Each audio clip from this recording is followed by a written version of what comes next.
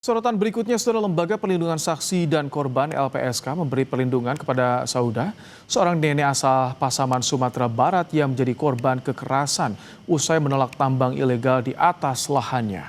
Nenek Saudah mendatangi kantor LPSK Jakarta Timur untuk menjalani asesmen.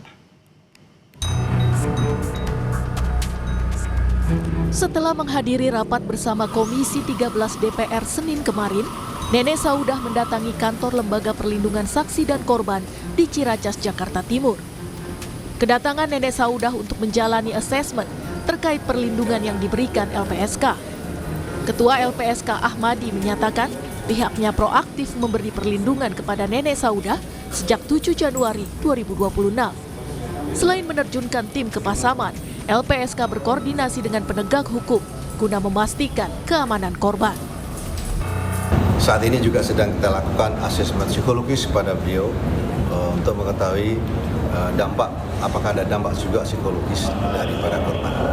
Itu yang paling penting kami sampaikan, dan lebih lanjut LPSK siap untuk memberikan perlindungan pemenuhan hak saksi dan korban demi korban dan demi semua pihak. Sebelumnya Nenek Saudah hadir dalam rapat bersama Komisi 13 DPR di Senayan, Jakarta. Tangisnya pecah di hadapan para wakil rakyat. Nenek Saudah tak menyangka upayanya mencari keadilan terdengar hingga ke Jakarta. Berterima kasih atas kepedulian kalian semua.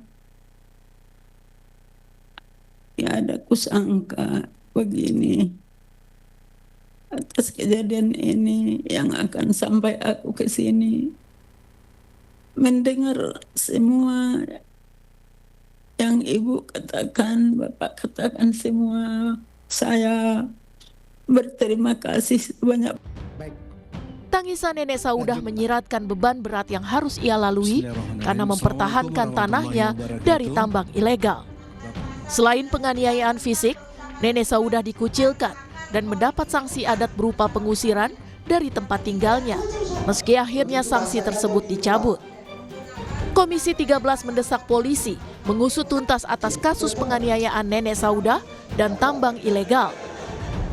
Ada dua keadilan yang harus ditegakkan dalam konteks kasus Nenek Saudah, keadilan hukum dan keadilan adat. Yang pertama, keadilan hukum. Ada dua indikasi pelanggaran hukum yang terjadi dalam kasus ini. Yang pertama adalah pelanggaran tambang ilegal.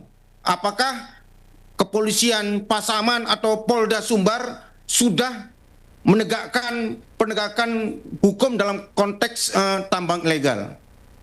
Kalau belum, berarti ada apa? Yang kedua, dalam kasus penganiayaan Nenek Saudah, saya nggak tahu manusia beragama apapun, kalau mereka bukan bagian dari penjahat, ketika ada seorang nenek-nenek dipukul oleh orang, pasti menolong, minimal membawa ke rumah sakit, bukan membiarkan itu saja. Dari logika itu saja, seharusnya pelakunya itu tidak satu. Pelakunya adalah komplotan. Penganiayaan terhadap Nenek Saudah terjadi pada 1 Januari 2026 usai menolak aktivitas tambang di lahannya. Penolakan dilakukan berulang kali, namun berulang kali juga penambang menggali di tanah Nenek Saudah. Tubuh renta sang nenek yang seharusnya dilindungi justru menjadi sasaran amarah petambang ilegal hingga sempat tak sadarkan diri. Hingga saat ini, polisi baru menetapkan 1 tersangka dan didesak menangkap tersangka lain. Tim Liputan, Kompas TV.